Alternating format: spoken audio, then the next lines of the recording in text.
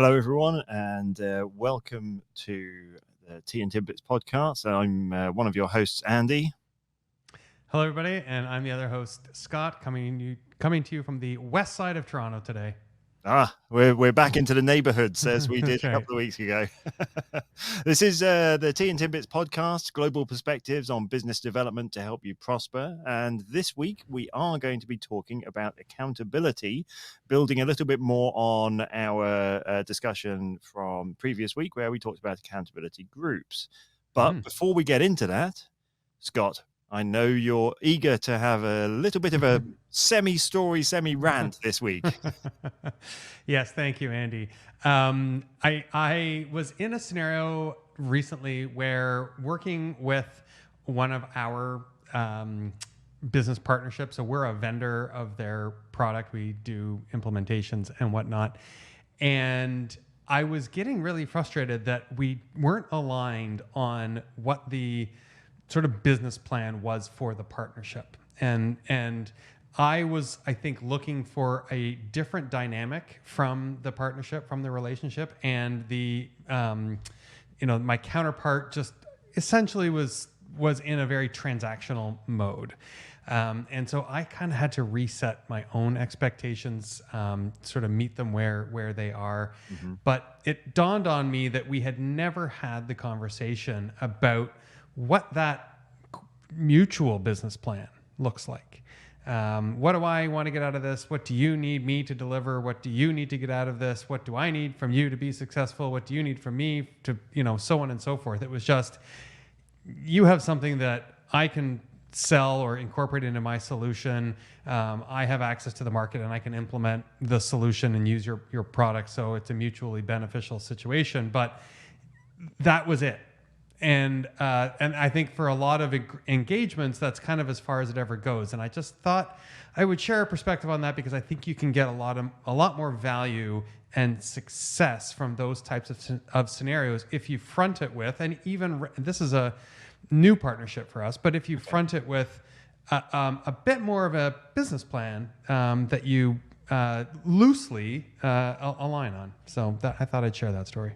But just before we move on to today's topic, when you say business plan in the context of what you were describing there, does that sort of start with a vision, a mutual vision that you're both aiming for, and a sort of goal that you're working towards? Yeah. I mean, I was frustrated that I wanted certain co-marketing activities to take place, which kind of confused them. And they just wanted to know how big my lead list was. And I was like, well, I haven't got one yet. And so it was, I suppose, vision is a good sort of starting point though. Yeah.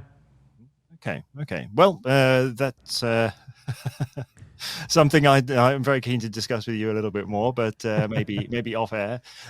Today we'll continue with our discussion on accountability. And for me, what I wanted to do, and the reason I wanted to take this discussion again, even though we'd had the accountability groups discussion recently, what I felt was that the accountability groups is focused very much on sort of personal and individual development and keeping you motivated, keeping you focused, whether it's on a personal or professional development basis. And I felt that there's another angle to that. When it comes to accountability, it's about individual accountability and what you're doing on a day-to-day basis, but also about leaders having accountability expectations on their teams. And so what I'm looking to get out of this discussion today is your perspective on how you implement accountability within a team and within an organization, but also how as an individual you maintain accountability on yourself to achieve the goals that you have on a professional level. Like you want that wasn't like the generic you, that was specifically me. It was specifically you that I want to have the discussion with, yes. Did somebody ask you to ask me this question, Andy? Do I need to go check with my team? Yeah, I think you probably do. Okay, all right. Okay, so first question was, how do I sort of manage accountability within the team? Yeah, I mean, we can, of course, be generic in this. No, we can keep it real. Okay. But yes, that's where we want to start at the high level. How do you implement and maintain that accountability throughout the day-to-day activities, expectations, goals of the team? Right. So there's a fine line here, I find, between keeping your team accountable, meeting deliverables and promises, and micromanaging. Yeah. Right. And so there is both a behavior that we coach on. There is a job description that frames what the expectations are, and on a regular basis, sort of we revisit that. Informally on a weekly basis, semi-formally on a quarterly basis, Okay. and quite formally on an annual basis. What is it that's actually expected of you, so that you can't sort of pass blame and say, well, that's not my job. And so just a reminder of the expectations. And when I say informally, it's just in a weekly check-in. Hey, how's it going? Okay. What are you struggling with this week? And in an annual basis on the other end of the spectrum, quite formally, pull out the job description. Hey, let's read it again together as a small group. Yeah. And let's share our thoughts. So it's not are you doing this? Or it's I want to know if you still think you're doing this job. Okay. And is it still relevant for what? Is it still relevant? Things that you're working is there on? things you do that aren't captured here? And are there things that are in here that you're like, oh, damn, I kind of lost sight of that one. So that's part of it. And then when it comes to the behavior side of this, it's a constant conversation about what I need from an accountability, quote unquote, contract with that person on my team, and what do they need, both from the client and from our cross-functional team that's delivering a project. And there's sort of the task assignment, please do this, be done by then, managing of a schedule, the perfunctory execution of a well-organized project. And we have tools and project management systems and frameworks and whatnot for all of that, which I think are an essential part of ultimately being accountable. But there's also, and I think I may have mentioned this in a previous episode, there's a role that needs to be played of the person asking for the commitment and the person making the commitment. Completely agree, yeah. Yeah, and so if I ask you to deliver a task and you say yes, I have a choice to leave it at that or give myself a little bit more reassurance that you're going to deliver on that commitment. And it doesn't mean that I don't trust you or whatnot, but there's a certain significance to different questions. And there might be a little bit more importance to delivering on something for a critical milestone than for, a more routine aspect of your job. So I tell the team it is okay, and in fact, it's expected when they're asking for a commitment to put it in context and make sure that they get a little bit more detail from their counterpart for those critical requests. And, if you don't mind, how long do you think it's going to take you? Is there anything else that might get in your way? And not just ask for binary answers, but ask open-ended questions. How, what might get in your way? How can I help you ensure that is successful? Do you mind if I just get a status check halfway through? That kind of thing, so that there's a little bit more structure to it than simply, yes, I'll see you there.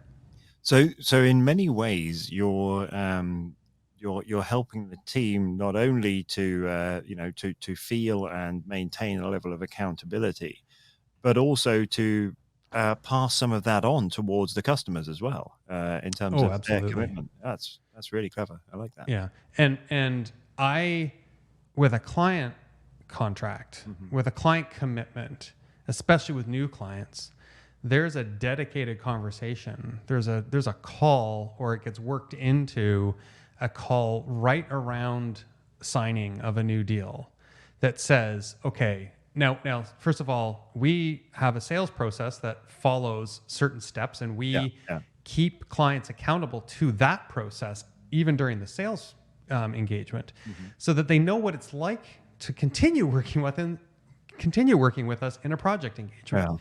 So before we get into the project, before we actually put a signature on paper, I say, now listen, I want to make sure that you don't think anything's going to change.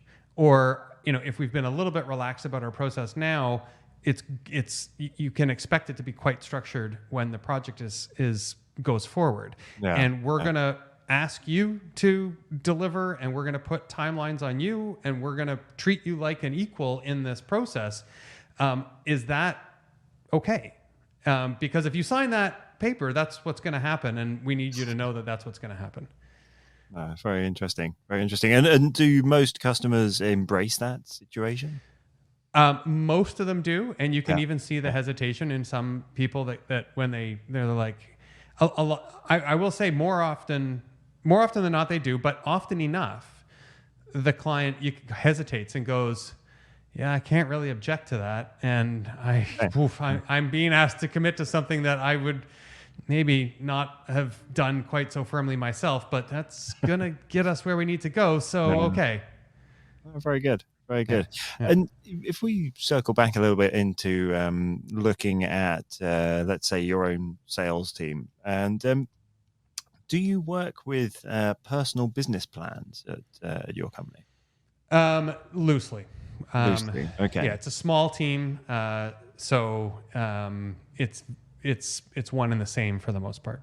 Okay. But there is a moment, there is some conversation around personal business plan and what are you going to do to individually show up in the market, with your own brand and your own persona and your own presence, and how does that support and contrast the corporate brand. So there is a conversation, but it's not done quite too distinctly from the corporate direction. No. Okay. Do you, in the context that you have the personal business plans, do you then include those in that regular touch points and weekly coaching discussions that you're having, or is it sort of more of a loose thing that you just encourage them to have, but you don't necessarily use it as the template for the discussions? The framework for the regular check-ins is more around the business structure and the business. The plan for the business. Okay.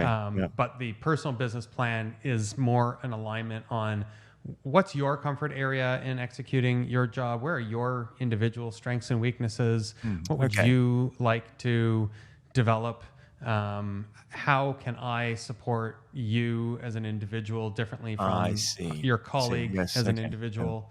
And so it's in there, but the guiding framework is the corporate one. Yeah. Okay. No. That's very good. I know that probably contrasts with other, coaching or other approaches. No. But this is why I wanted to hear your perspective and your experiences, because I know that you work slightly differently. I know, you're first of all, you're in Canada, which is true. Different in itself.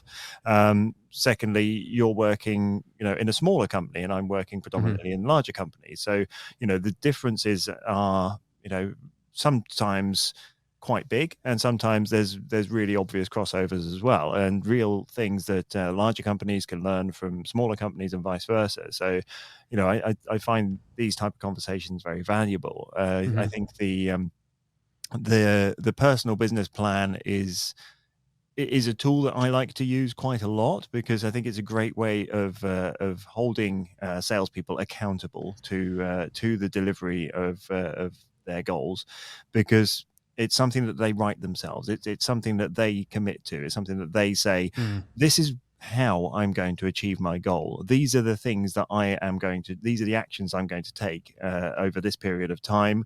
These are the things that I need, the resources I need, and the support I need in order to achieve that. These are the challenges that I see as a potential roadblock along the way. And then you can use that personal business plan when you're coaching them and go, okay, so you said you were going to arrange 10 meetings over the next 3 weeks. It's been 3 weeks. Have you had your 10 meetings? And if they say no, then you can challenge them on that and say, okay, what has been the issue? What can we do to help you further with that? And if they say yes, then that's great. Then you want the impact from that. But it's a great way of allowing them to drive the process, but also hold themselves accountable. And it's a good coaching tool as well, because when you're dealing with a larger sales organization, it can be hard to remember each individual's commitment and the things that they've said. But if they've written their own personal business plan and you're using that for the purpose of the coaching, that's a much easier way for a leader to stay on top of that and hold the team accountable, but also deliver a level of accountability into the team without it feeling authoritarian. I have questions. In a larger sales team, then that seems like a lot of customization of your sort of management approach. There's a lot of different individual personalized business plans, and then the effort of keeping track of all that goes up exponentially. So in a way, is that a real challenge? How do you manage that? No. So you have a personal business plan template that you standardize across the organization, and then each sales manager for each country or region or team, depending how the structure is, would then implement that into their teams and have those individuals write their own business plan within this template. And that would be focused on, so their goals will be clearly defined for who they are, what the customers they're working on, what industry they're working in, what territory they're working on, however it's split. But then getting them to write a plan of how they're going to achieve it, what resources they need to be supported in it, and what challenges they see along the way. It allows the leader to really focus and coach them. So, I mean, when you're dealing with a large sales team, it's very, very hard to coach individuals. If you don't have the business plan, it's hard to know whether or not they're on track or whether they're not on track. You're basing it entirely on the numbers.